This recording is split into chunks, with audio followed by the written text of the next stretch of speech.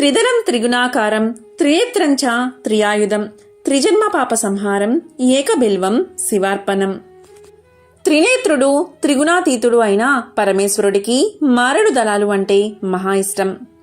అంతటి విశిష్టమైన మారేడు చెట్టు మహిమ గురించి ఇప్పుడు ఈ వీడియోలో తెలుసుకుందాం. ఇది విన్నంతనే సకల శుభాలు కలుగుతాయి. శివరాత్రి రోజు తెలుసో తెలియకో ఒక మారేడు దళాన్ని శివలింగం మీదకు విసిరేసినందుకే చాలామంది భక్తులకు ఆ జన్మలోని పాపాలన్నీ నశించి ఉత్తర జన్మలన్నీ ఉత్తమోత్తమ జన్మలుగా లభించాయి. మన పురాణాల్లో మారేడు దళాలను శివలింగానికి అర్పించి సులభంగా పుణ్యాన్ని సంపాదించిన భక్తుల సంఖ్య అధికంగానే కనిపిస్తుంది. శివాలయాలలో నిత్యము కూడా మారేడు దళాలతో అర్చనలు, పర్వదినాలప్పుడు 1,00,000 బిల్వార్చనలు జరుపుతూ ఉంటారు. ఇలా చేయడమంతా మారేడు విశిష్టతకు ప్రతీకగా కనిపిస్తుంది. ఇలాంటి మారేడు చెట్టు మహిమ గురించి శివపురాణం విద్వేశ్వర సంహిత సాధ్య సాధన ఖండం 22వ అధ్యాయం ఇలా వివరిస్తుంది. శివుడికి అత్యంత ఇష్టమైన మారేడు చెట్టు విశిష్టత ఇదే. మారేడు చెట్టు మహాదేవుడి స్వరూపం. ఆ చెట్టును దేవతలంతా స్తుతిస్తూ ఉంటారు. లోకంలో ప్రసిద్ధి చెందిన పుణ్యతీర్థాలు ఎన్ని ఉన్నాయో అవన్నీ మారేడు చెట్టు పాదులో ఉంటాయి. ఆ చెట్టు మూలంలో లింగ రూపంలో ఉన్న మహాదేవుడైన శివుణ్ణి పూజించడం ఎంతో పుణ్యప్రదం. ఆ చెట్టు మొదట్లో స్నానం చేసిన వారికి సర్వతీర్థాలలో స్నానం చేసినంత పుణ్యఫలం లభిస్తుంది. అలా స్నానం చేసిన వాడే అసలైన పవిత్రుడని పురాణాల్లో చెప్పడం జరిగింది. ఆ చెట్టు కుదురు ఎంతో గొప్పది. అది నీటితో తడిసి ఉన్నప్పుడు మహాదేవుడు చూస్తే ఆయనకెంతో ఆనందం కలుగుతూ ఉంటుంది. శివుడి అనుగ్రహం సంపాదించాలి అంటే మారేడు చెట్టు మొదలను నిత్యం నీటితో తడుపుతూ ఉన్నా సరిపోతుంది. గంధ పుష్పాలతో ఆ మూలాన్ని పూజించిన వారు శివలోకానికి అర్హతను పొందుతారు.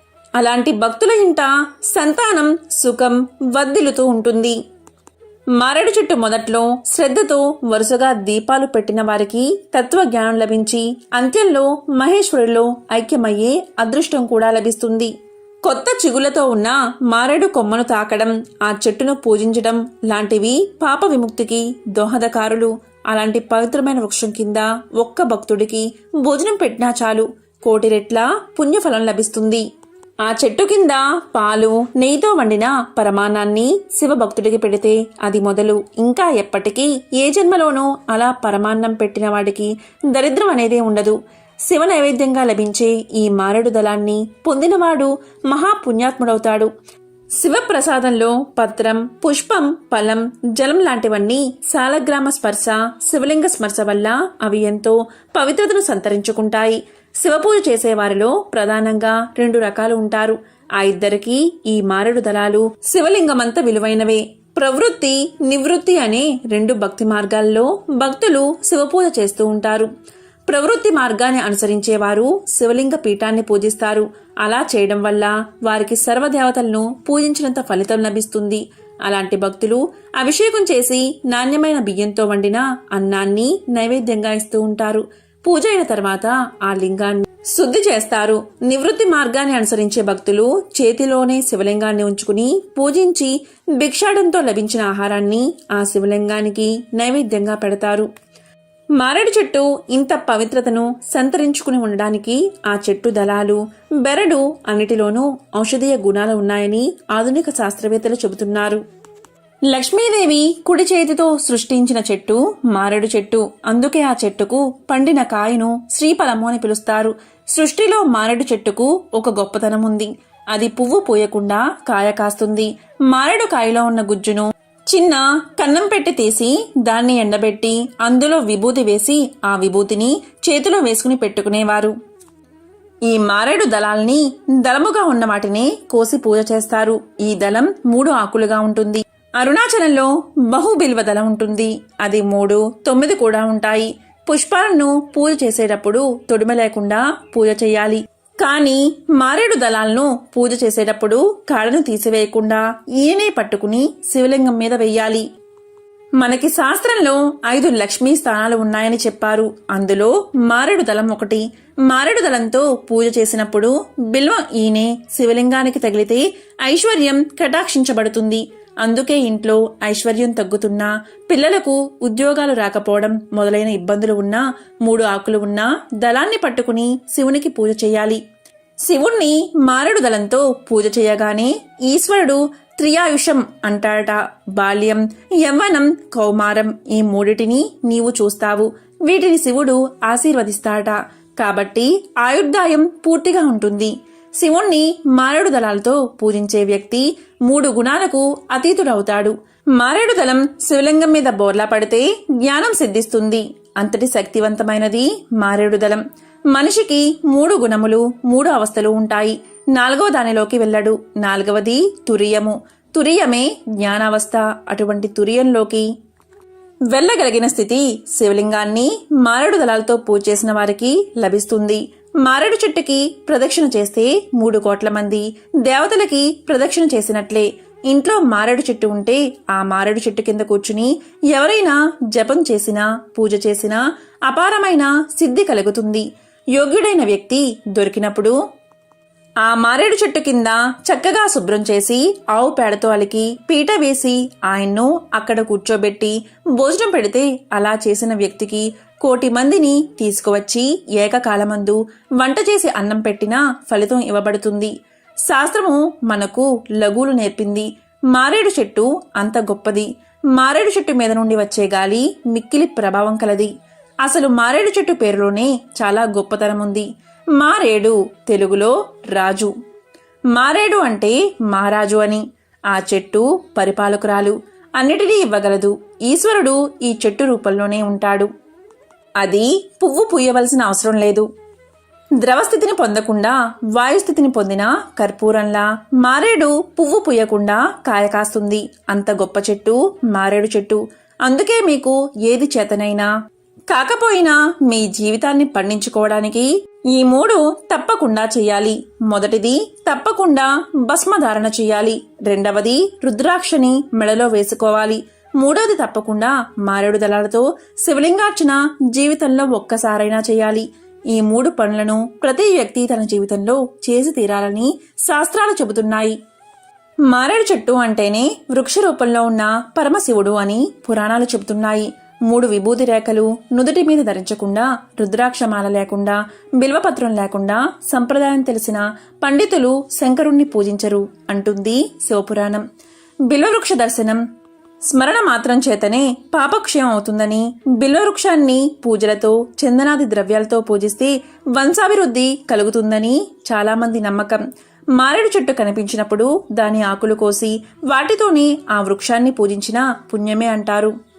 నిజానికి మారేడు చెట్టు చాలా సాధారణమైన వృక్షంగానే కంటికి కనిపిస్తుంది.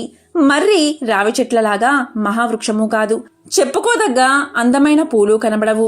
తీయటి రుచికరమైన ఫలాలు కావు. పోనీ అరుదైన వృక్షమా అంటే అదీ కాదు. ఆసియా ఖండంలో దాదాపు అన్ని ప్రాంతాలలోనూ అన్ని శీతోష్ణ స్థితులు తట్టుకుని పెరిగే చెట్టు. నిరాడంబరత, సాదాతనం, శీతోష్ణాలను ఒచ్చుకోల, సహనం మొదలైన లక్షణాల్లో మహాదేవుడికి మారేడు చెట్టుని శివాలయాల్లో, దేవీ మందిరాల ప్రాంగణాల్లో తప్పకుండా పెంచుతారు. సాధారణంగా ఈ చెట్టును ఇళ్లలో పెంచరు. మారేడు ఆకులకు, ఫలాలకు ఔషధీ లక్షణాలు ఉన్నాయని, కఫ, వాత సంబంధమైన దోషాలను ఇవి నివారిస్తాయని ఆయుర్వేద వైద్యవేత్తలు అంటారు. బిల్వపత్రాలు 3 దళాల రూపంగా ఉండటం ఒక విశేషమని చెప్పవచ్చు. ఆ 3 దళ రూపం వల్ల వీటిని సత్వ, రజ, తమో గుణాలకు, సృష్టి, స్థితి లయలకు, అకార, ఉకార, మకార సంయోగమైన ఓంకారానికి, శివుడి త్రినేత్రాలకు, ఆయన త్రిశూలానికి ప్రతీకలుగా భావిస్తూ ఉంటారు. త్రిదళం త్రిగుణాకారం, త్రినేత్రంచ త్రియాయుధం, త్రిజన్మ పాప సంహారం, ఏకబిల్వం శివార్పణమంటూ ఆరంభమవుతుంది. మారేడు దళాల ప్రశస్తి బిల్వాష్టకంలో చెప్పబడి ఉంది. ఇలా ఒక వృక్షజాతి ప్రాశస్తాన్ని గురించి చెప్పే అష్టకం మారేడు గురించి తప్ప మరే చెట్టు గురించి కనబడదు. వినాయక చవితి పూజలో వాడే పత్రిలో కూడా బిల్వ పత్రాలు భాగమే.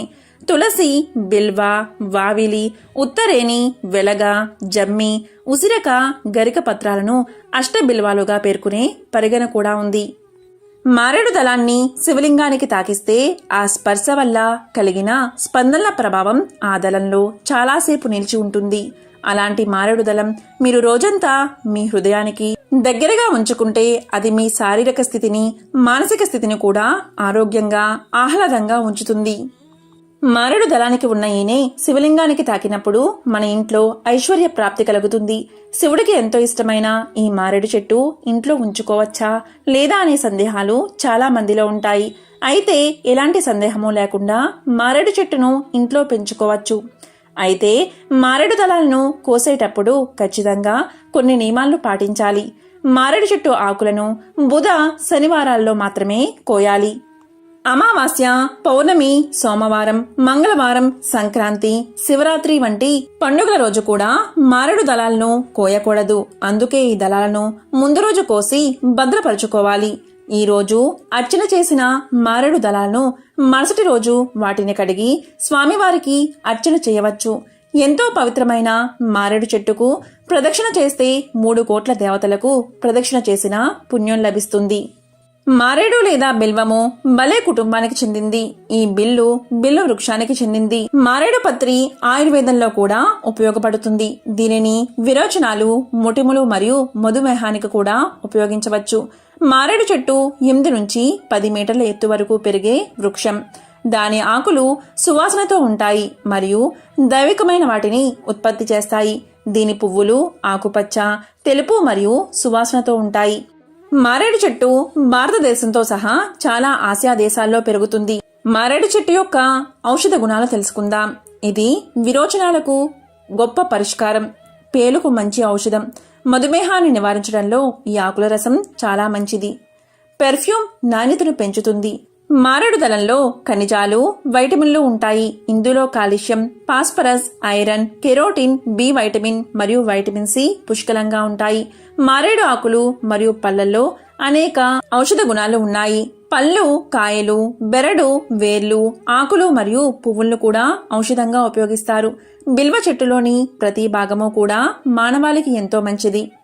పళ్ళు, విత్తనాలు, బెరడు, వేర్లు, ఆకులు మరియు పువ్వులను కూడా ఔషధంగా ఉపయోగిస్తారు. విరోచనాలకు పళ్ల రసం గొప్ప పరిష్కారం. బిల్వ ఆకులు జ్వరాన్ని తగ్గిస్తాయి. బిల్వ ఆకులకు అలాగే పళ్లకు కడుపు మరియు పేగు పూతల్ని తగ్గించే శక్తి ఉంది.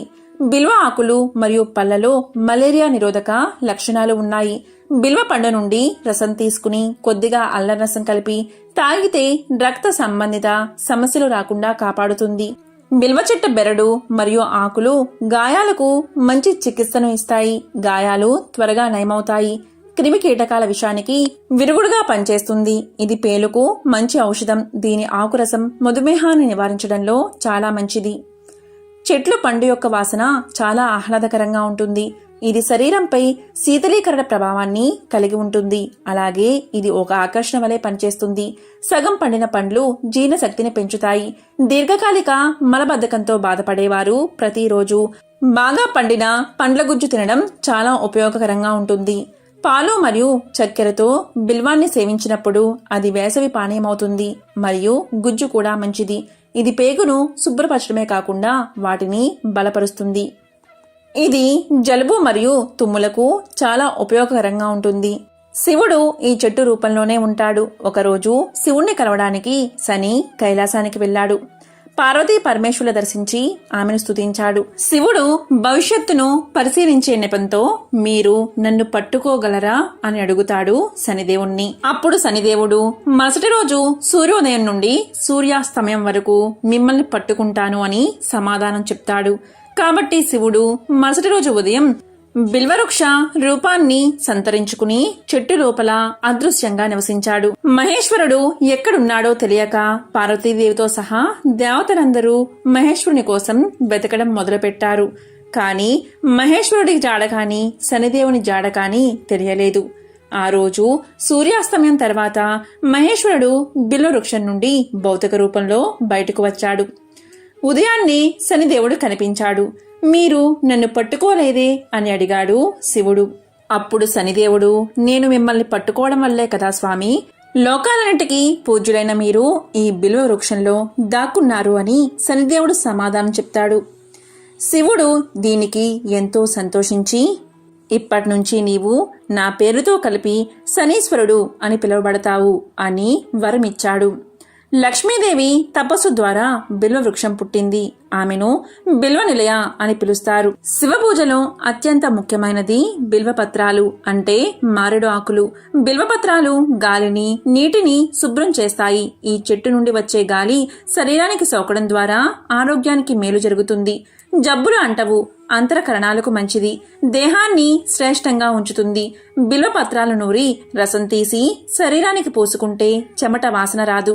మారేడువేరు రసం తీసి తేనెతో రంగరించి తాగితే వాంతులు వెంటనే తగ్గుతాయి. ఈ రసాన్ని రోజూ సేవిస్తే అనారోగ్యాలు దరిచేరవు.